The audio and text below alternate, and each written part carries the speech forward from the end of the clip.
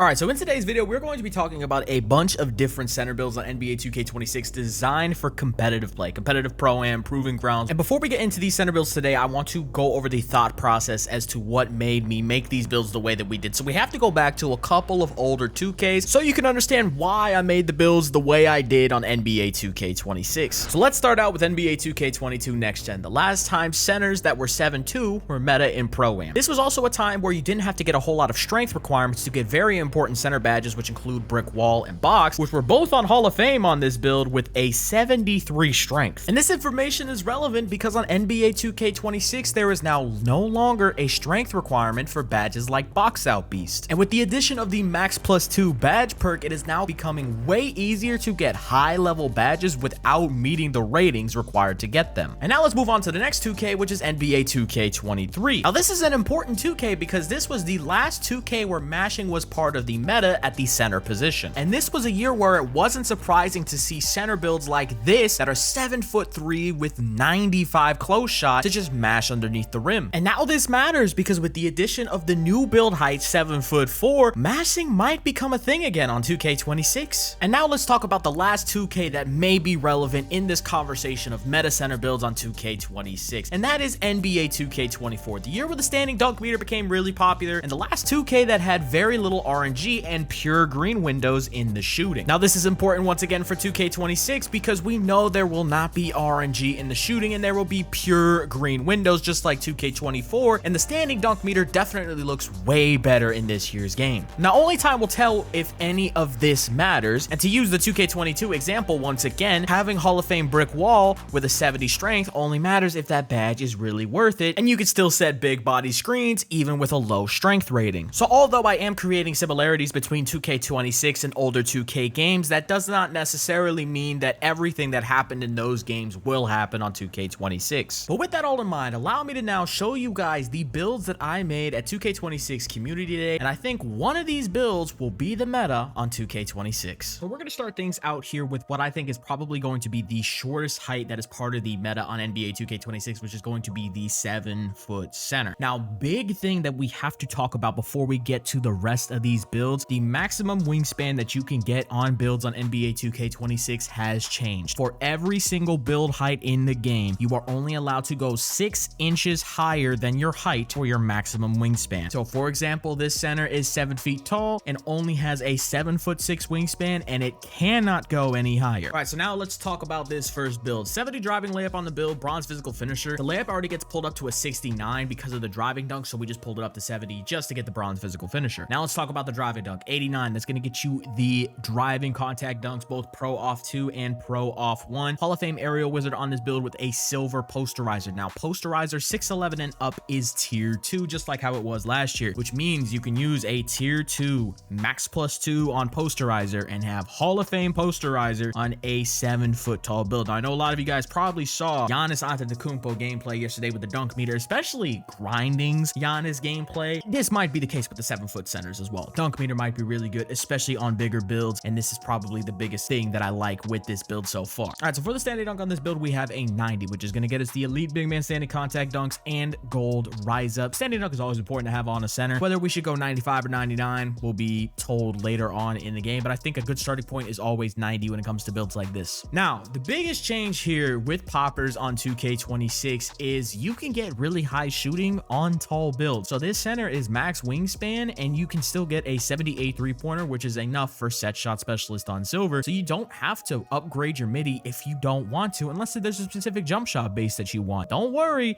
Jonathan Isaac is still good. I'm going to show you guys Jonathan Isaac clips later on in this video. Isaac base is the exact same. It's probably going to be the meta once again at the center position. I would be shocked if there is a jump shot base better than Jonathan Isaac that becomes meta in this year's game. Free throw is going to be an 81. You can probably put this a little bit higher. You want high free throw. This is for comp. Free throws are not going to be RNG. You have to time your free throws in order for them to go in. Pass accuracy is going to be an 87. That's going to be gold break starter, gold dimer, Gold Versatile Visionary. This is realistically the lowest you want to go for pass accuracy in competitive Pro-Am. It's probably best to just go 93, but obviously we're limited earlier on in the year. We don't have a whole lot of cap breakers, so we're just going to start with 87 for now, just to have to make that sacrifice on passing. But Gold Break Starter will still probably be more than enough. The jump between Gold to Hall of Fame Break Starter last year wasn't super crazy, but if you have teammates that like running the break a lot, especially your two guards, you might have to go 93 pass act for that Hall of Fame Break Starter. Now, this is a big thing that a lot of people will probably not talk about when it comes to these builds. I am recommending all of my centers, please put ball control on your build. Now, let me explain why. Max Wingspan 7-foot center gets a 65 ball control. Giannis Antetokounmpo Sigs. From what we can see, we could not see Giannis cross because it's hidden behind rep, but every other Giannis Antetokounmpo animation requires a 65 ball control. And as long as the crossover requires the same rating, that means we can see max wingspan 7-foot centers using Giannis crossover in the competitive scene. Totally possible. We're gonna have to wait and see though. We're gonna have to see where we have to unlock that animation through rep. That's actually kind of crazy. So I wanted to put that on the build and bring that up just to get your mind thinking about things like that. Let's say you grab the board, you're running transition, nobody's open on the break, but you want to bring the ball up. You can hit a Giannis cross and get up the court ridiculously fast on the 7-foot center. Next thing is 55 speed with ball. 55 speed with ball, if I'm not mistaken, is also Giannis Antetokounmpo's dribble style. Very great bursting off the same hand. So although this is not meant to be an ISO center build, there are situations where you can put the ball on the floor with this build and make something happen offensively if you want to. If you want to just go the standard 40 ball handle, 40 speed with ball, you're more than welcome to. You can. If you're not going to put the ball on the floor a whole lot, but I think this is something with how low they're putting the ball handle requirements. This is something that might be worth trying. All right, so now let's move on to the defense. And this is something that's going to be a consistent trend throughout all of the Pro-Am builds I'm going to be showing today. Understand defense is not super necessary on Pro-Am center builds for the past couple of years. 24 and 25, the meta was usually to just go bronze paint patroller and call it a day. That might change on 2K26. That is 100% possible, but I would love to see it happen first before I start upgrading my block. You're going to be guarding corner on a center if you're playing competitive Pro-Am or just any decent Pro-Am in general. You're not going to be guarding the paint. You're going to be sitting in the corner. You got to get lane steals, play two, jump on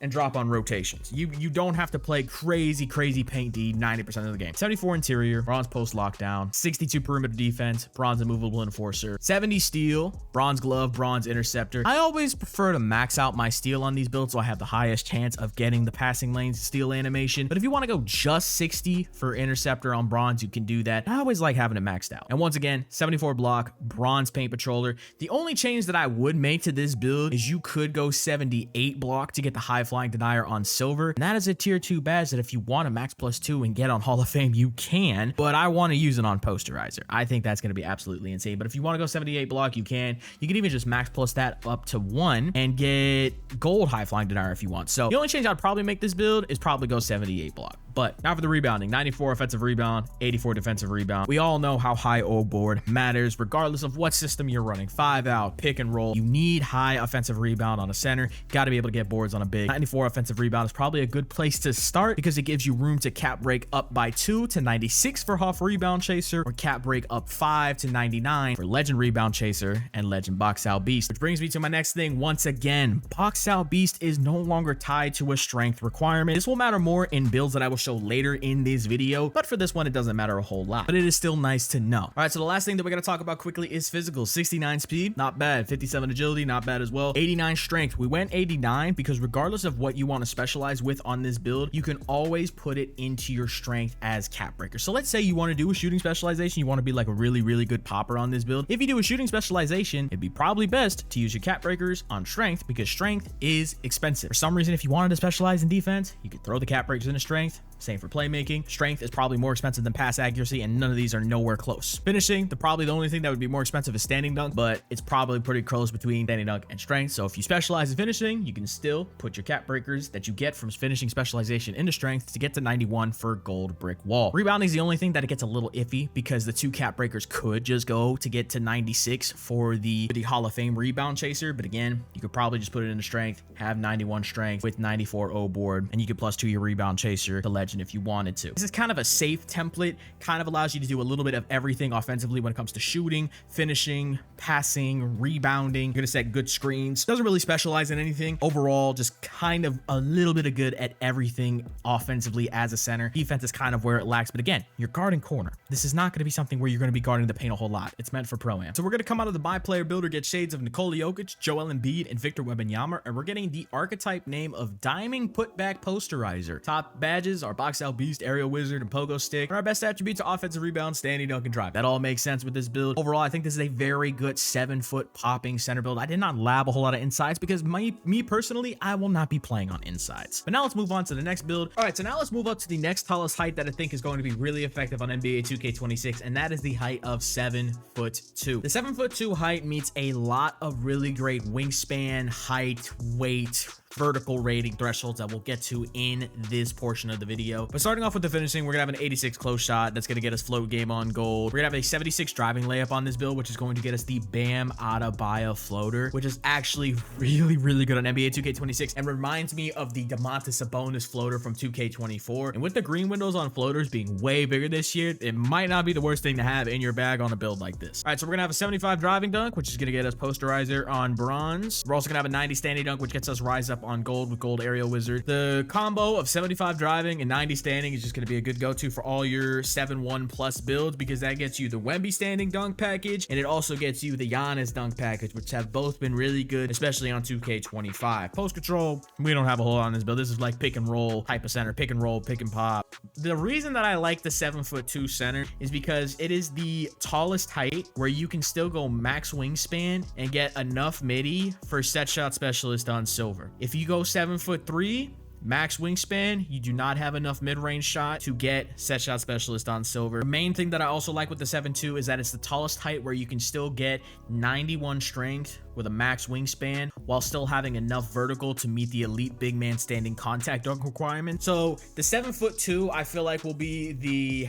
top end of height when it comes to the competitive centers, because anything taller than this, you're just going to have to sacrifice something for height or something for strength. But we will get to a 7'4" center that I kind of labbed up in the competitive style, but we'll get to that in a moment. 77 3 ball, which is still really good. Max wingspan 7'2", still getting a 77 3-pointer, really nice.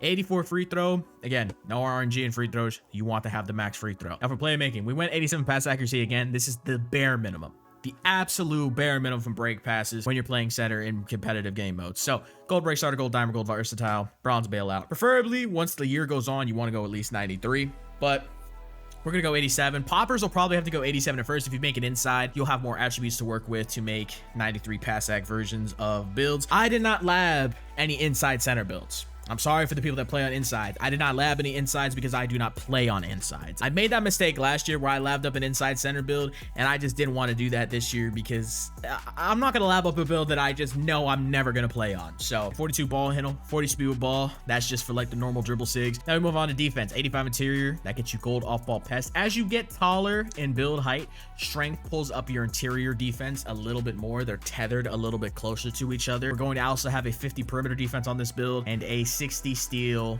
for bronze interceptor. Block's gonna be 74 once again. If we get to a point where high block becomes the meta again for centers, hey, I was wrong then. But for 2K24 and for 2K25, every center was going 74 block. Towards the end of 2K25, people were making center builds with 50 block and just making the most cracked out double 99, triple 99, quadruple 99 center builds because block was just not a valuable attribute to have. And it was also because finishing wasn't good. Those two kind of things go in hand. If finishing is not good, there's not a whole point to have block. If blocking is not good and finishing's not good, there's no point in having either. Finishing might be better on 2K26. We'll have to wait and see. Maybe we will need higher block ratings on centers. Probably just going to vary from one team to the next, but I'm probably going to start with just the 74. Now this is going to be the standard on all the Pro-Am center builds I'm showing today. 94 offensive rebound, probably 87 to 90 defensive rebound. Hoff box out beast, gold rebound chaser. This gives you the room to cap break up to 2 through a rebounding specialization to 96, or the ability to cap break up by 5 to 99 for both rebound chaser and box out beast on legend. And again, super clutch that you do not need to get 96 strength anymore. There is no longer a strength requirement for box out beast. So that means you could go 91 strength, get brick wall on gold, and if you want, max +2 it's a legend, or max +1 it's a Hall of Fame, and then just use your attributes elsewhere. I think this is good for the builder, I'm not gonna lie. And then like all the builds we're showing today, the ones with 89 strength at least, we're gonna put 2 cap breakers into strength from 89 to 91. Especially if you specialize in playmaking, shooting, or finishing, the strength is just more expensive than either 3 of these categories to cap break. And since you can cap break physicals with your specialization, you might as well just put it in on strength on your center builds. All right, so let's talk takeover ability with this one really quickly. This takeover is called Splash Tower. It boosts your offensive rebound, defensive rebound, and 3-point shot. This is great for poppers. And the takeover ability is Crasher. Crasher improves box out success to secure more rebounds. I think it also helps you with the worms as well. And it also unleashes effective and powerful screens that can catch unsuspecting defenders off guard. With the takeover ability Crasher, you'll set harder screens and you'll get better box outs and you'll worm better.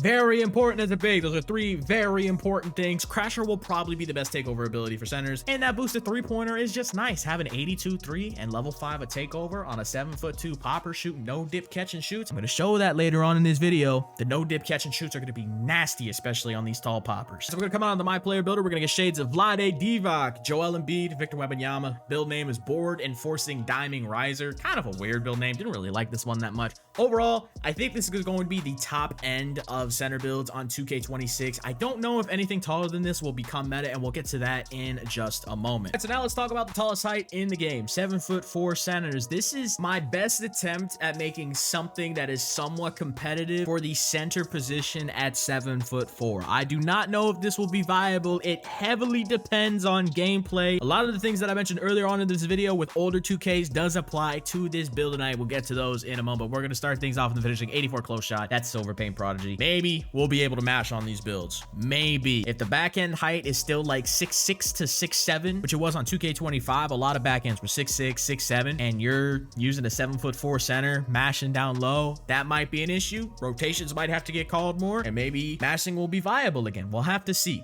We'll have to see. This one is heavily determined by gameplay. 70 driving layup once again, bronze physical finisher. For some reason, I just love having layup on my bigs. You get the ball early, want to hold X on the slip. If you don't get a dunk, you get a good layup, you have bronze physical finisher. Height matters with contests, so being able to lay the ball up over opponents is just something nice to have. Like, if you want to drop the driving layup, you can, but it doesn't really give you a whole lot attribute-wise in other places, but I like having it. 73 driving dunk, enough for bronze posterizer. Unfortunately, you only get a 74 driving dunk with the 83 strength, so you would have to go like minimum strength and only have like bronze brick wall, but I wanted to try and get at least silver. So we're gonna still have 73. That's still enough for bronze posterizer, but you don't get the glitchy Wemby dunks. You don't get Giannis dunks, which is kind of frustrating. Now we do get a 90 standing dunk. Gold rise up, gold aerial wizard, and I think there is a potential version of this 7'4" build that if you go for the 95 standing dunk threshold or 99 standing dunk threshold, where there is something definitely viable here, because as we know, dunking gets better as you get taller. Standing dunk applies to this as well. Trying to standing dunk with a 7'3" in 2K25 was way better, way more effective than it was on a 7-foot build. Even though that was only a 3-inch difference, those 3 inches definitely did matter when it came to the standing dunk meter. And this is again now on 2K26 where the standing dunk meter does look a little bit better. Now let's get to the next problem with the 7'4" builds. You can't realistically go maximum wingspan for a popper, because if you go maximum wingspan for a popper, which is 7'10" wingspan, you do not get enough mid-range or 3-point shot to meet that 78 requirement for silver set shot specialist. So if you go max wingspan on a 7'4", you'll only have 77 mid, and I think it's a 76 3. So unless if you're okay with having bronze set shot specialist and plus 2ing that to gold, you probably just want to go 1 tick under maximum, get that silver, and have the option to max +2. It's a Hall of Fame. Still have an 89 free throw. You want high free throw. I've gone over this plenty of times at this point. However, we did have some attributes left over on this build, and we were able to get 93 pass sec on this build. Hoff break starter, Hoff dimer, gold versatile visionary. It's actually Hall of Fame at 95 now, so that's something to look out for. You get bailout at gold as well, but realistically, Hoff break starter is all you need. 93 pass sec is going to be great. Defense, not a whole lot has changed. Only 82 interior, 74 block. I've already talked about this plenty. The defense technically gets better as you get taller because you're going to get better animations just because you're big. Height matters in these games. Height matters when it comes to shot contests. Height matters when it comes to getting stops in the paint, getting better percentage contests and whatnot. So rebounding, not much different from the other builds. 94 O board, 89 D board. You eventually cap it to 96 or 99.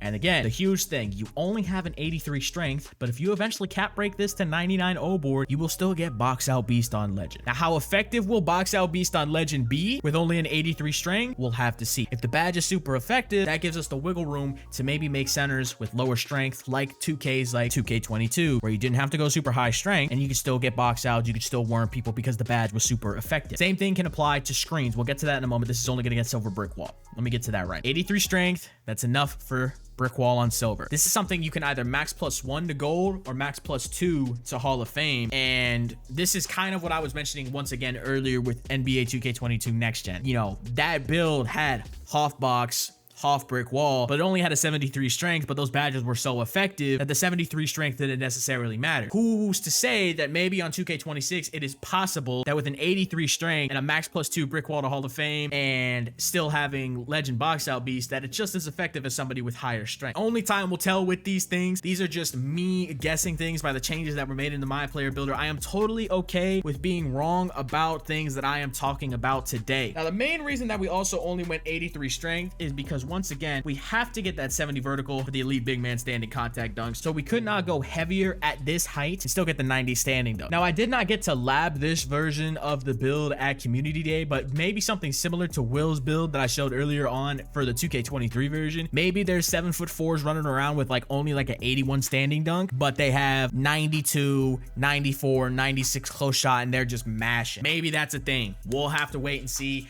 I'm not 100% certain. It's going to be heavily determined by gameplay, but from everything I'm seeing so far, contested finishing looks better, and we already know height matters a lot in this game. Height mattered 2K25 when it came to contest, and that's no different on 2K26. All right, so coming out to my player builder, Shades of Wemby, Arvydas Sabonis, David Robinson, Lob Threat Glass Visionary, which I thought was a pretty cool build name. Overall, I think this is not going to be one of the metas unless if a lot of things happen to help this build in its favor. Now, we're not done with this video because I do want to show you guys some catch and shoot shots with the Jonathan Isaac base so you guys can see how good poppers might be on this game. All right, so here was a jump shot that I was lobbing on NBA 2K26. It's very similar to a custom I was using towards the end of 2K25. Base is Jonathan Isaac, release 1 LaMarcus Aldridge, release 2 Jaren Jackson Jr. Jonathan Isaac base is the exact same, LaMarcus Aldridge is the exact same, but now with the no dip mechanic, this shot is going to be even better. Now, these first sets of catch and shoots that you're going to see me shoot are going to be slower. This is without me using the no dip mechanic. Overall, these shots are still relatively fast, but they do have some level of gather to them. And here is that exact same jump shot on a 7'4" shooting no dip catch and shoot threes. It is ridiculously fast, absolutely insane. Max height in the game, shooting no dip catch and shoot threes with a custom jump shot that already has good release height and release speed. This is going to be a problem on 2K26, especially if you could shoot good on these poppers. There's going to be so many possibilities when it comes to play calling, popping, 5 out, shooting the pop off of a Bucks. Like, there's just going to be so many things that you could do with this no dip mechanic. All right, so to wrap everything up in this video, let's talk about what will be the meta of NBA 2K26 when it comes to centers. As of right now, it's hard to tell, man. The gameplay, everything seems a little bit overpowered, so it's hard to say one thing's going to be good over the other. But if I had to lean to 2 of the 3 builds in this video that I think will be more meta, it's definitely the 7-foot center and the 7'2". I think both of those will have a good place in the meta in competitive pro-am. That's gonna be it for today's video. Hope you guys enjoyed this breakdown. And if you want to see another 7'4" build, a 7'4" stretch big, go watch my most recent video, man. I highly recommend you go watch it.